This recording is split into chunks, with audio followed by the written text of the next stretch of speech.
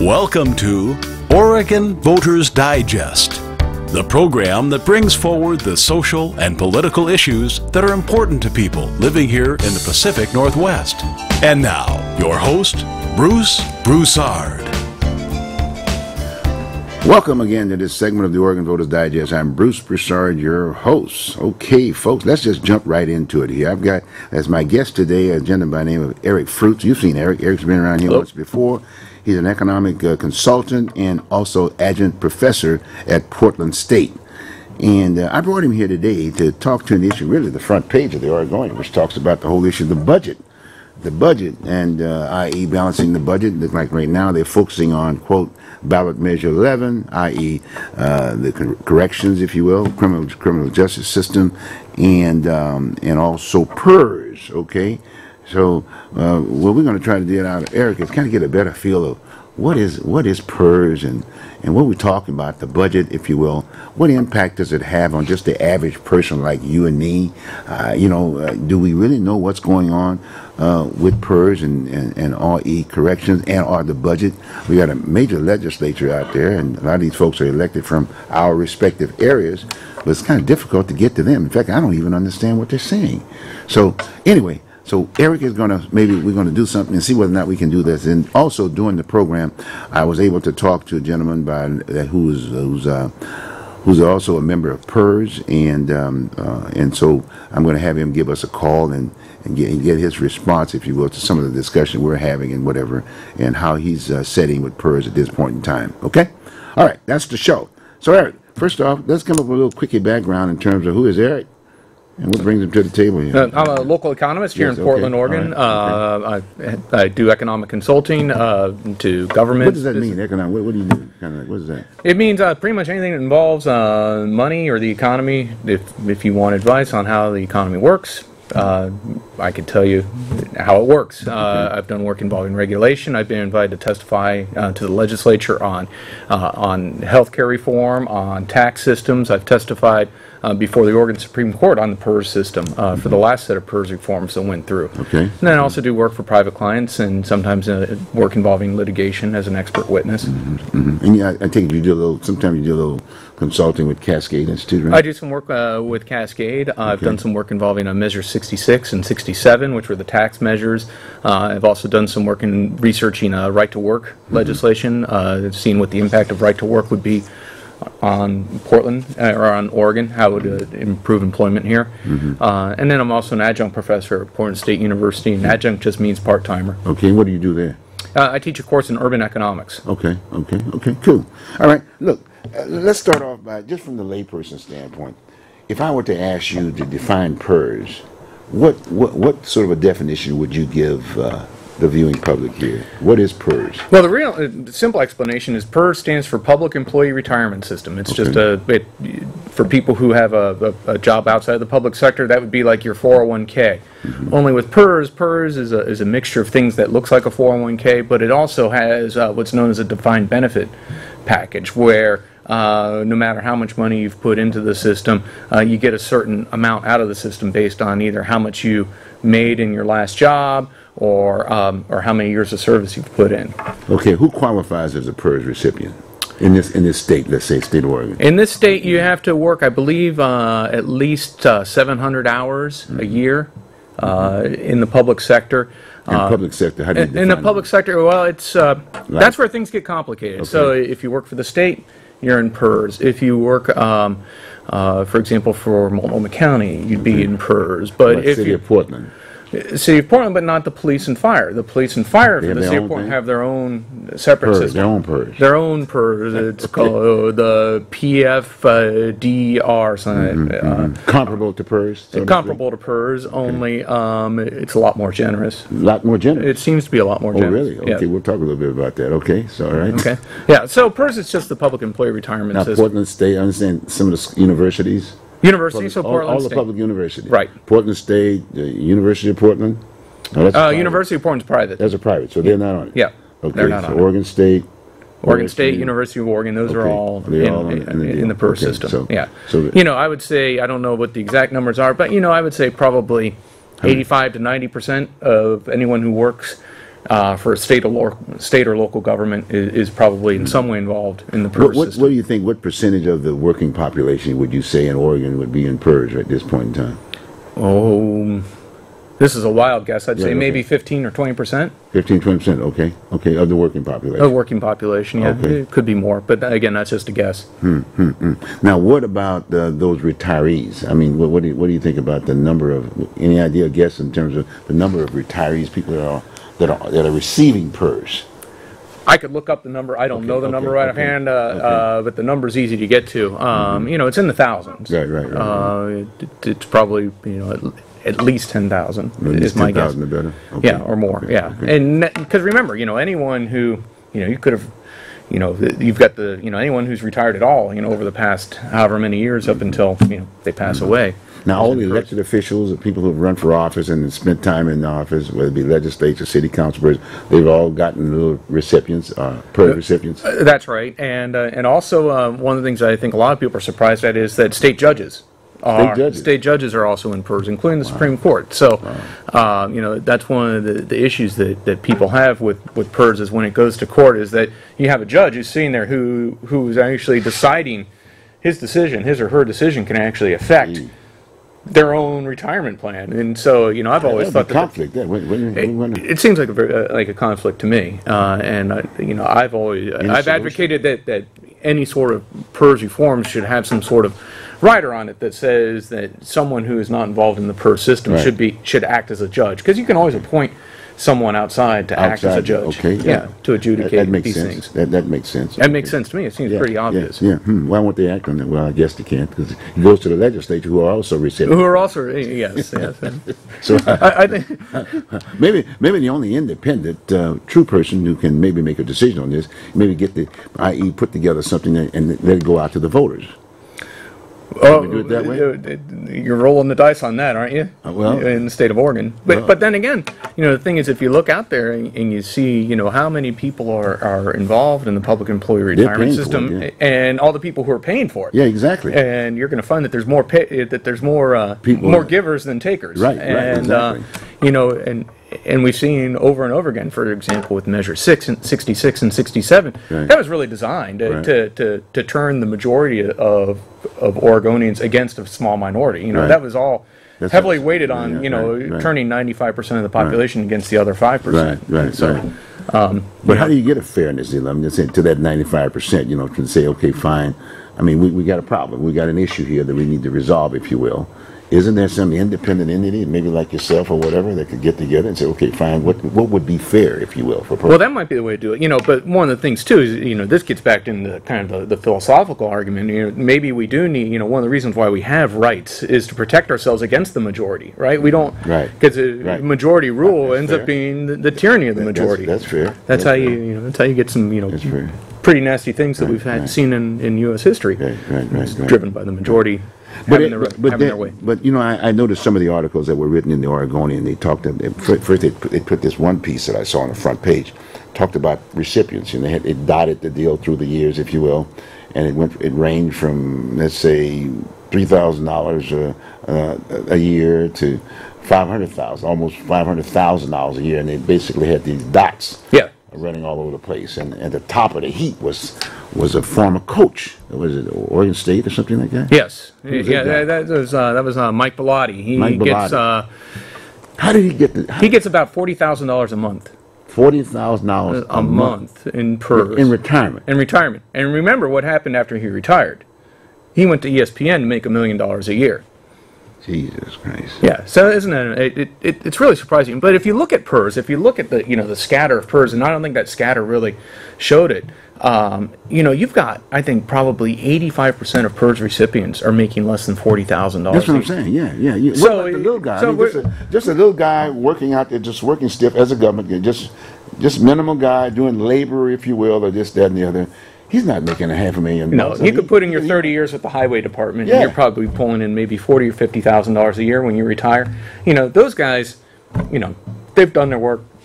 they don't necessarily, you know, they're not getting away with a whopper. But you got people like the Bilotis, and then you've got someone, you know, there's, you know, if you look at the list of the top 10 PERS recipients, you will have seen all of their names in the newspaper as being, you know, head of OHSU or being a bigwig at the University of Oregon.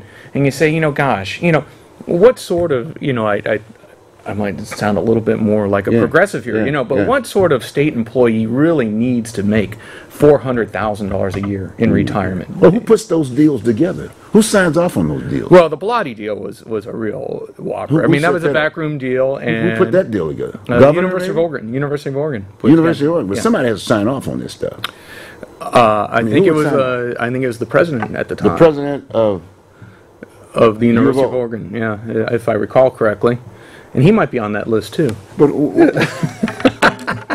who oversees this stuff? I mean, are there any checks and balances on this kind of stuff? It seems like there isn't, and that's what's really shocking to me. Is that it really seems like there's, you know, one of the most egregious examples that actually got turned around was when Margaret Carter, when she was in the legislature as a legislator, passed a law creating this position, and then she retired and then tried to fill that position, and because of the backlash, because of the newspaper reports, she had to back out of that. But you still got the recipient of the dollar. She got something. I think it was about $100,000. Yeah, like that. yeah. But then there's been other examples like that too. Yeah. I mean, I'm thinking about when I think about corrections. I mean, there was a Republican guy, I guess, who was I think he was a senator or something of that nature, and he was given the directorship of corrections. Yeah. Well, he had other problems too. Oh, did he? Well, wasn't he the one who? Well, we won't go into that. But I think he's picking up about 100 Yeah. some odd thousand. Yeah, or so. that's right. So there are a number of folks, and then there's the other piece that where folks, like for instance, from a local standpoint, a lot of city council, you see a lot of familiar names from the legislature, people elected to office, going to Portland State. Well, that's right. You know, one of the things that you know, if I were, why are they doing that? well, if you want to plot, you know, the way that you want to construct this, if you're one of these people, is you want to make sure you get as many, you want to keep those years of service going, and you want to make sure that the last job you get pays a lot, because for a lot of these people, it's not so true now with the younger people who are in what are known as Tier 3, but for the Tier 1 people, the people who've been around for a long time, since the early 90s or earlier, you can get some really big benefits if you end up with a fairly high paying position as your last position. Wow. And so, you know, that's what a lot of these people seem to be trying to do. Right in front of it, let's be in front of it, because it's facts. I mean, we're taxpayers anyway, but the bottom line is that, I mean, thinking about former mayor, let's see, was it Vera Katz, and I hear her name. She's at Portland State. And yeah, I don't know what she's doing there, but you know, you have a former governor there. Governor there, yeah, Roberts. I think Roberts. Possibly. Well, no, she's on Metro now. She's on Metro now. She's a Metro counselor, and so she's still getting PERS. Yeah, she's still earning credit. Yeah, earning credit for PERS. Yeah. So everybody's trying to find. I mean, who's overseeing these things? Who's signing off on this stuff? Well, we did. You know, we've passed. These are all the laws that have been passed by the legislature, and so it's all very mechanical. So you know, there's no sort of negotiation on how it works. And so, you know, when we go through this thing, we really need to start thinking about how are we going to reform PERS, the public employee retirement system. And you know, one of the problems you have is that for the people who've been around a long time, they're making decisions. They're the one that they make the decisions, and they're going to complain that they say, well, this was an employment contract. This is a promise that you made to me. Now, you and I have been in the private sector long enough to know that you know you get that day where the boss comes in and says, well, guess what? We're going to have to revisit your contract. And I'm just surprised that you know that in the public sector they don't do that. They seem not to be able to do that. Well, you know, when my recollection of PERS back in those days was there was this thing at one point in time. So we're not getting the best people within government. So what we need to do, we need to compensate them more. Well, it's one of those things that, you know, makes sense at the time. Yeah, at the time, right. It makes sense at the time. You had, you know, back in the, you know, the 80s was where a lot of this was happening. Right. In the 80s, you had a recession here in Oregon. The state didn't have a whole lot of money. Right. So they were trying to attract good people, and they couldn't pay them the wages to attract them. They said, tell you what we're going to do is instead of paying you a lot of money now, what we're going to do is we're going to give you a generous retirement program. And what it does is, it really kicks the can down the road. It says, you know what, we're not going to worry about how much to pay you right now. We're going to let those other people, we're going to let Eric and Bruce worry about paying for them, you know, when they're 45 and 60 years old. You're only 50, aren't you? Yeah, right, exactly. Yeah. Exactly. You know, and we're going to let these other people worry about this. And you see this now with the new PERS legislation that was just passed by the Senate and the House, and I guess is on its way to the governor. You know, where they say, well, what we're going to do now is we're going to issue some bonds, and that way we're not going to worry about paying for PERS right now. We're going to let those other guys in the next legislative session worry about it. And it's a huge bet. You know, that's like walking up to the roulette table and putting all your money on black or red. And you better hope it lands on wherever you put your chips. But didn't we go through that whole situation with the stock market before? I mean, that's kind of like why we got in this situation. Well, we did. We saw this a few years ago, back in 2003, 2004, when we had another PERS crisis. A lot of school districts and other local governments decided to buy bonds and take that bond money and put it in the stock market. And things were doing okay when the stock market did well. But then, you know, 2007 hits and the stock market just plummets. And all of a sudden, these people were caught upside down. You know, just a huge, you know, what looked like the smartest bet in the world turned out being the dumbest bet in the world.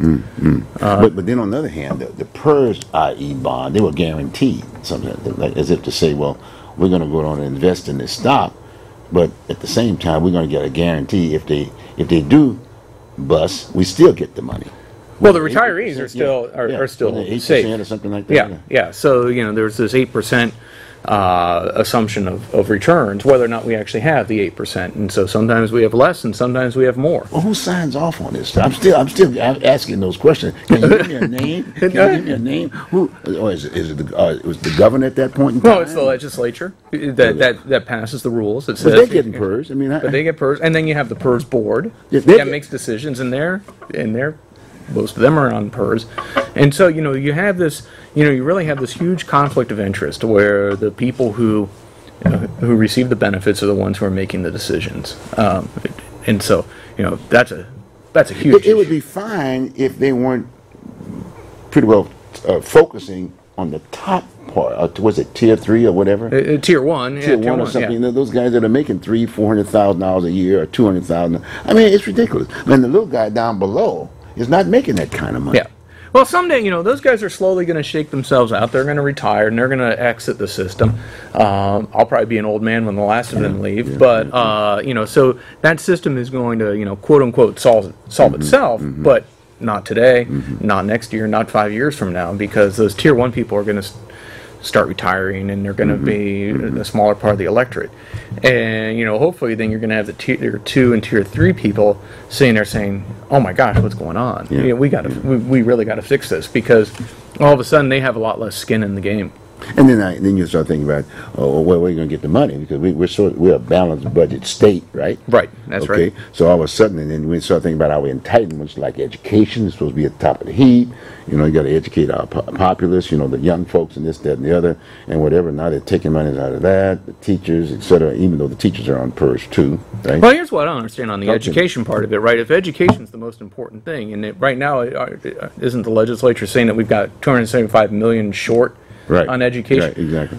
Why? We shouldn't be short, because if that's the priority, that should be completely filled up. We should be $275 million short on something else, like paying for windmills. Yes, right, exactly. Or bike racks or something else. You know, so it strikes me as odd that, you know, I worked on this paper called Facing Reality. You know, there's no such thing as a budget shortfall. It's a failure to face reality. Here's how much money we have, and here's what we need to do. Let's prioritize. And if education's the priority means it's number one. Put it number one. Put it number one. Put it number one. Right. You know, and if paying for prisons is number 2, then you do education, then prisons, and then state police or whatever. Exactly. But you know, I think it's time to actually think about what our priorities are. Now they were looking at ballot measure number 11, and naturally they always, you know, Mannix was basically the one that led that piece. Kevin Mannix, remember Kevin? He was in the legislature at one point in time, but he led that piece. And as a result of that, i.e. the ballot measure 11 passing, if you will, the 3 strikes you out kind of a routine, it did cut down crime quite a bit, and the public as a whole felt good about that. The thing is about it that, but A lot of folks naturally whose kids are getting in that particular system don't like the idea of the system aspect of it. So now they're looking at the possibility of cutting into that piece. Well, Measure 11, the other thing that Measure 11 did was it extended the time that you're seeing in prison. Right, and exactly. So what happened then is that you have older prisoners. Yeah, right. And Measure 11 is part of that, but the other part of it too is something that has nothing to do with Measure 11 and just with demographics or how the economy is doing, is that now you've got older people entering the system. Back in the 90s, you had about 1 in 16, 1 out of every 16 prisoners when they were brought into the system was 46 years old or older. Today it's like 1 in 6. Wow. So you've got a lot of people my age who are entering, who are going, not sitting in prison, but actually going to prison, walking through the doors. And so, that raises a much bigger question, which I don't know the answer to, is, why are these older people coming into prison? The problem with those older people is they're very expensive to treat. There's a rule of thumb that the physical age, rather than the actual age in years, the physical age of a prisoner is about 10 years older than what their actual age is. So, if you're 45 years old and you're going in prison, you're, from a health standpoint, you're more like a 55-year-old. So you have a lot of health problems. You may have diabetes. You may have a lot of them. Probably have drug and alcohol dependency problems. So they're very expensive to treat. And so one solution that's possible out there is to take a look at these older prisoners, reevaluate what their physical condition is, but also reevaluate, what is their likelihood of actually committing another crime. And the crime. Yeah, and the thing is, if you could turn them out into a halfway house or somewhere else, these people could actually qualify for Medicaid. Now, that's more spending, more public money. Money that they don't have, though. Right, but this money, the Medicaid money, at least part of that is paid for by the feds. When you're in the prison system, almost all the medical care has to be paid for by the state. Exactly, You're not in Medicaid, you're not in Medicare. If you could get some of those older people out and get them into a system, maybe get them into a job or a halfway house, they could qualify for Medicaid, and then you're still paying for their medical care, but the feds are picking up part of it. And there's a few states that have done this and have actually seen some reductions in their total corrections costs. Well, when you start thinking about the whole issue of incarceration and committing a crime, when you think about the issues that the average person faces every day, i.e. unemployment, food, housing, clothing, medical care, this, that, and the other, that's money. But now, on the other hand, if a person commits a crime, they don't have to worry about those costs. Well, that's right. Well, it's the old joke, right? The 3 hots and the cot, right? Yeah, you get the whole idea. You can write a book. You can go to school. You can, that's it. You don't have to worry about child support. You don't have to worry about nothing. Well, I think I'd rather be out of prison than in prison. But some say, well, hey, some people say, hey, look, I have nowhere else to go. I can see my buddies and this, that, and the other. I'm not getting hung or shot at or this, that, and the other. You know what I'm saying? I read a story about someone who punched a police officer just so they can get in. Yeah. Some guy who in Clackamas County, I think, did something about some way.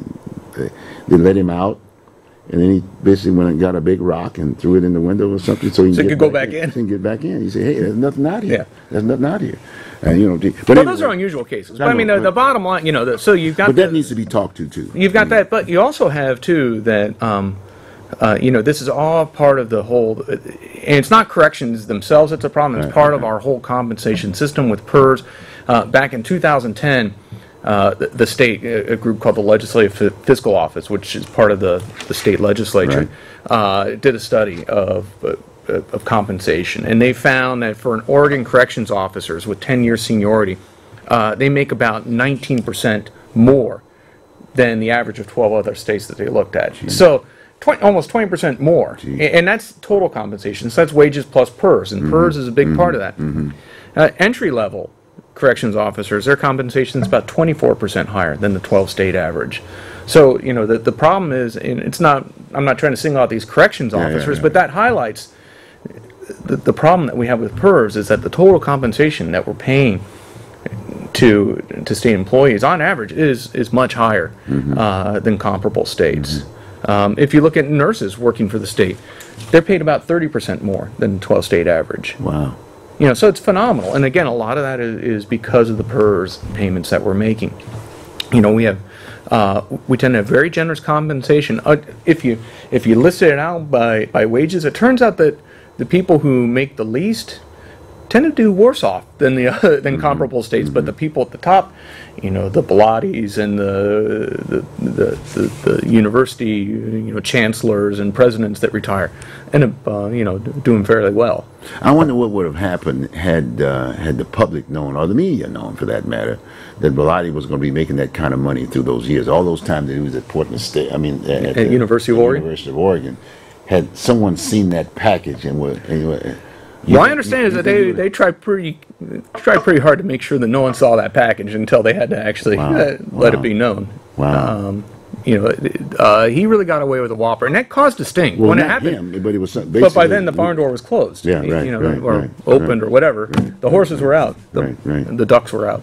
Now, what about those people that are retired at that level and whatever? Do they pay taxes to the state? Like they do. They get cost of living and this, that, and the other. Yeah, but you're still, it's still taxes income, and so they pay. I'd heard something about the fact that if you were out of state, Well, if you're out of state, if you go, the smartest thing to do if you got one of those big retirement checks is to go move over to Washington, and then that way you don't have to pay the income get the tax. cost of living and all that other stuff. Oh yeah. You get those.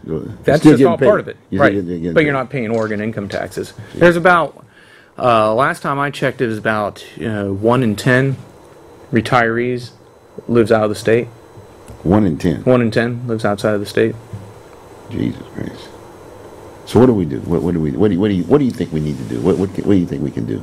Well, what should we do? In a perfect world, I think what we should do is, I'd like to have I'd love to see some way of trying to recapture some of that money that we're paying to some of those people who are probably being overcompensated, that negotiated too sweet a deal without the public really taking a look at it. The problem with that is I think any attempt to claw back money is going to lose in court. And there's a lot of things where, you just got to kind of say, we're stuck here. And I think that's one of the reasons why the Speaker of the House, Tina Kotek, is really squirrely about trying to do more with PERS, and the Democrats are worried about doing more with PERS because they've seen that a lot of PERS reforms get shot down. Remember, the last set of PERS reforms was pushed by Governor Kulongoski. He was a Democrat governor with a largely Democratic legislature.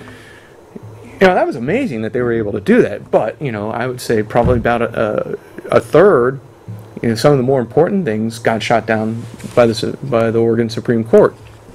And so, I think a lot of Democrats, and maybe even some Republicans, but certainly a lot of Democrats are saying, why am I going to stick my neck out to try to push for these huge PERS reforms? In other words, I'm going to turn off all my constituents, only to see it get reversed. It's the worst of both worlds for them. It's a real tough situation.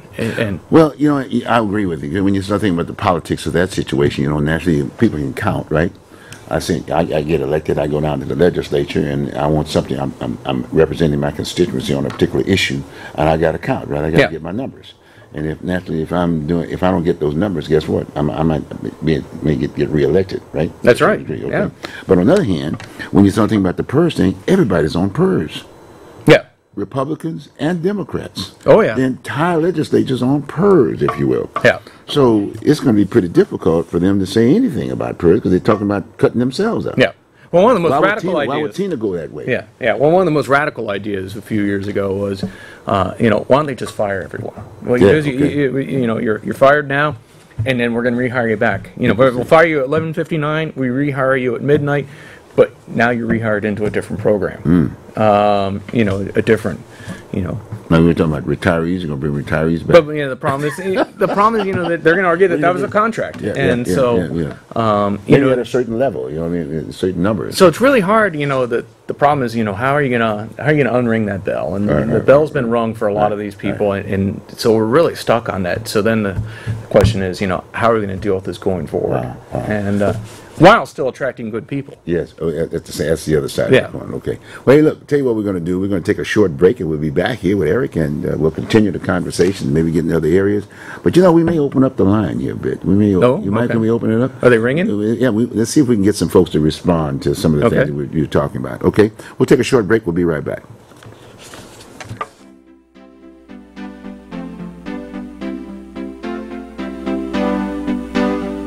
You are watching Oregon Voters Digest. This program can be seen again on these channels on these dates and times. Tell a friend.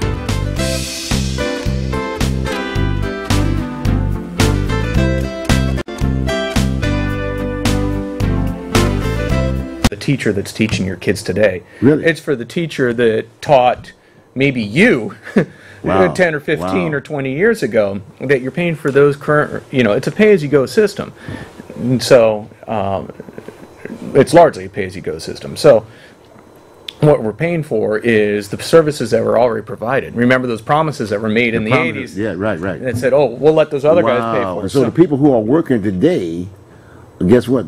When they retire, then we'll start paying them, so to speak. Yeah, then the people 20 years from now are the ones who are going to be the ones who are paying for that. Jesus Christ. What if we run out of money? What if we can't balance the budget? What happens then?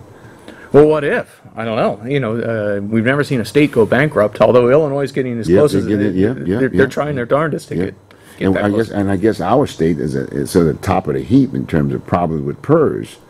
Well, yeah, we do have the problem with PERS, and it's actually worse than a lot of reports say, because what we've done is we issued these bonds to pay for PERS, and those bonds, what they do is they take, from a bookkeeping standpoint, they take the money out of the PERS system and put it somewhere else on the government sheets.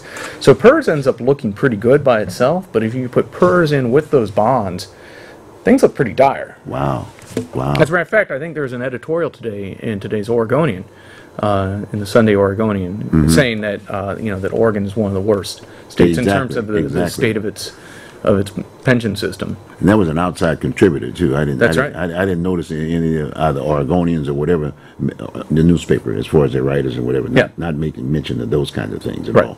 Right. Yeah. So I mean, it's something that really needs to be, people really need to pay attention to, and we really need to rein that stuff in. The main reason why we have such big classes is because we're paying so much into PERS right now. Jesus Christ. Well, this might be an opportunity, if you will. There might be some folks out there that might be interested in running for office.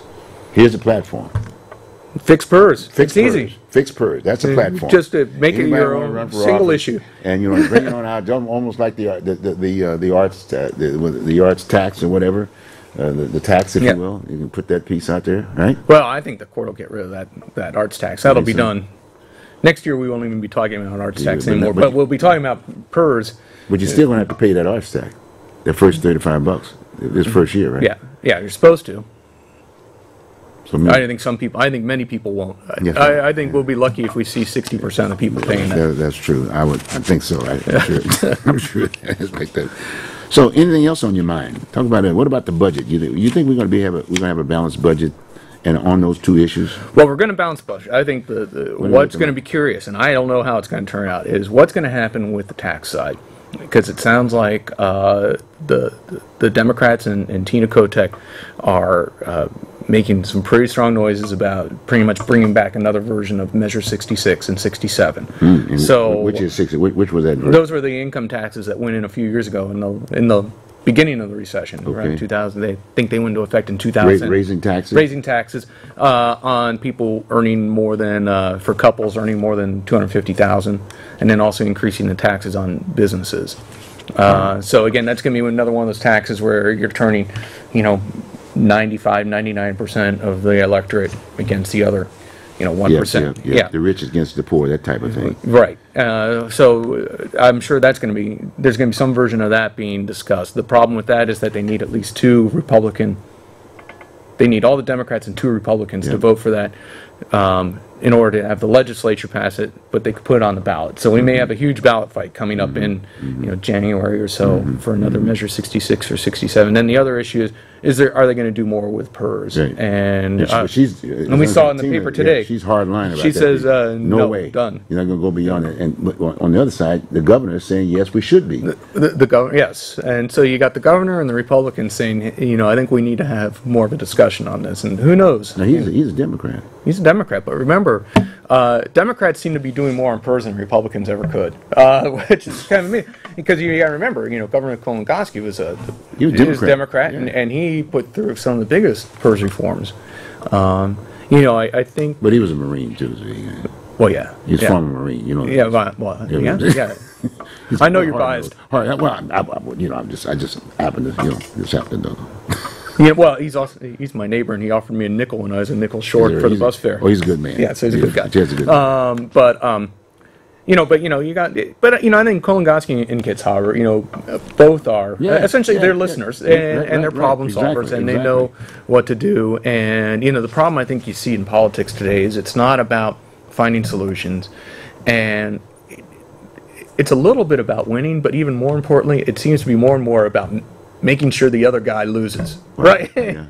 You could see that the way Kotek is talking now, it's more or less, I want these Republicans to know who's boss, and I want to put them in their place and shut them down. And the Republicans, the same side, they want to be able to say, look, we beat those Democrats on this issue, and it shouldn't be about beating people. It should be about finding solutions. How are we going to get the state to move forward?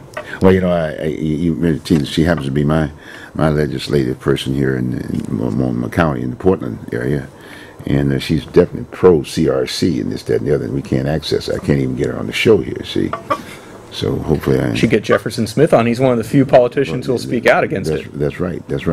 So that's an issue. We got an issue. I don't know where she's going, but hopefully we'll be able to chat with her one of these days. Well, something needs to be done. I mean, they do need to do something on that bridge. Yeah. But what is it, and is it going to be part of something bigger? Because how are you going to solve the Rose Quarter problem? You got to solve that problem because that's the next bottleneck.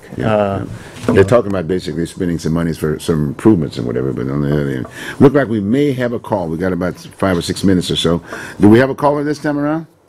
Yes. Yes, caller, you're on the air. Your question or comment, please. Hooray.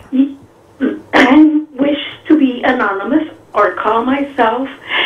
That's okay. Idea lady, please. Sure, that's okay. Whatever you want to comment on. Come on. I wish to comment on your jobs and pay. Please. Okay. I have an idea that the only way to get out of this mess is for the businesses, because they can't hire full-time people. They have to part-time people. More people can be part-time in, and the business can stay alive. Okay. All right. And they can raise their pay as they improve their learning and training of that job. All right. Okay. Yeah. All right. And that's maybe what I wanted to say. Okay. And instead of guns, I was wanting to say, get a love bow from Cupid. Okay. All right. That's a good one. I like that. Instead of those guns, they have them in those doggone stores. I don't like those guns. All right. The love bow. Okay then. All right. Thank you. Thank you very much, caller. Well, that was kind of neat. Yeah. We got all those strip clubs. That's love. That's right. That's nice. Yeah. Oh, we got another one? Okay, good. Look like we got a quick call. Caller, you on the air. Come on. Give me your comments. We're right at the end of the show, but if you got some ideas, give us a call. Talk to us. Well, all right, Tim. Real quick. Okay. Oh, that was a good one. That was a good call. That was a good call. So, but she raises a good point on the part-time stuff, and not to get off on another tangent here, but we're going to see as Obamacare is really going to kick in about 2014 next year. one of the requirements is that you don't have to give that expensive health insurance if you have people who are working under 30 hours a week. You're going to see a lot more businesses. I've even heard stories about even governments, because governments still have to abide by Obamacare, that you're going to see a lot of the public and private employers hiring a lot more part-time people to avoid having to pay all those costs associated with the new Obamacare. So we may see more and more part-timers. Oh, good. That would be great. That'd be great. People be drawing a check. Yeah. I mean, just like she was saying. Yeah. A little part-time work, which helps out quite a bit. Yeah, yeah. Well, it could help, but if you need full-time work, yeah, right. I'd rather have one full-time job than two half-time jobs. That's true. That's true. That's a serious situation. Okay, we'll get a quick caller again. Okay, caller, you're on the air. Your question or comment, please. Oh, they hung up there. And I guess we had one other caller. I guess he really felt good about it. He's looking at the show. Yeah. That's good, which is good. So maybe this guy might call us. Somebody might call us again. We got about another 3 minutes left or whatever. Okay, that's a good one. Let's see if we can close now. What do you think? Any other little comments you'd like to make before we end the show? Well, PERS is, wrapping back on PERS, that, PERS is a big problem. It's a big problem because it's a lot of money, and also it's very hard to solve. And, this is really where it seems like the politicians need to put the politics aside and actually figure out what's workable in terms of money and what's workable in terms of getting it through the court system. The other part we talked about corrections. One thing that we really need to do is really revisit how we deal with some of these older inmates, and part of it is their health concerns, but also to what extent are they actually a danger anymore. And if we can turn them out, maybe get them on the Medicaid, get them into a program where they're not consuming all that. I did a little statistical analysis. I found that each additional inmate that's over the age of 45, each additional one costs about $90,000. That's a lot of money. Yes, it is. I mean, that's like an Intel job. Yes, so that's a lot of money that you're spending on corrections. We need to reduce those costs. There's a lot of simple things we can do. If we could get the state to stop doing this 6% pickup, where the state pays the amount that the employee is supposed to pay into their pension system. And so that would result in some savings too. There's no real one big solution you can do. You got to find a lot of little solutions to solve these problems. And I think they need to listen to the governor a little bit better. In fact, I think Tina needs to call the governor up and say, hey, look here, I hear where you're coming from. Put PERS back on the table, and we'll put PERS back on the table. We'll have more discussion on this piece.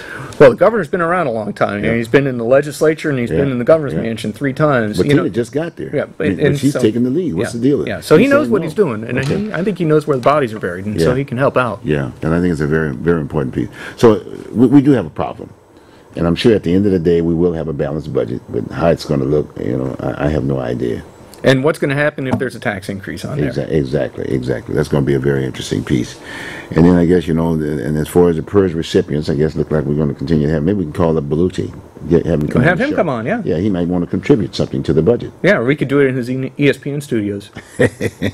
Sounds good.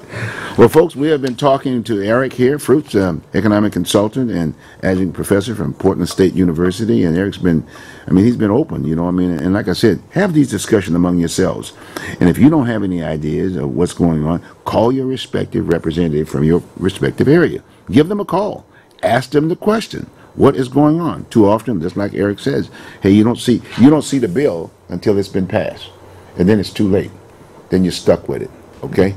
So along that particular line, hey, have a good one. We're just going to go on and give it up now. Eric, thanks for being with us. Thanks for having me. As usual, it's always been a pleasure. Yeah, it's great. Okay, good. Again, folks, thanks very much. We'll see you next week. Maybe we'll talk about the fluoridation of water maybe next week. Oh boy, that'll be a fun one. Oh yeah, you'll get called. Yes. Have a good one. Take care.